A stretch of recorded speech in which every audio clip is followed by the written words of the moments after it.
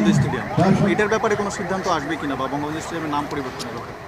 নাম পরিবর্তনের বিষয়ে আমাদের উপদেষ্টা পর্যায়ের একটা কমিটি হয়েছে। সেই কমিটি একটা প্রস্তাবনা দিলে তার ভিত্তিতে ওইটা একটা জেনারেল ডিসিশন হবে, কারণ আপনারা জানেন যে হাজার হাজার নাম আছে এরকম। তো সেটাই সেই জেনারেল ডিসিশনের ভিত্তিতে সিদ্ধান্তটা আসবে।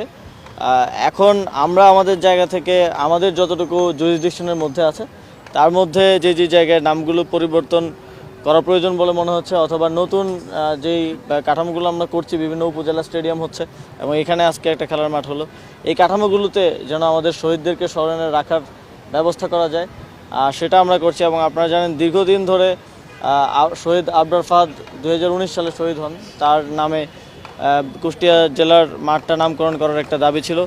আবরার ফাহাদের পরিবারের পক্ষ থেকে এই দাবিটা ছিল। তো সেই জায়গা থেকে কুষ্টিয়া জেলা স্টেডিয়ামটার নাম আবরার ফাহাদ স্টেডিয়াম নামে করা হয়েছে।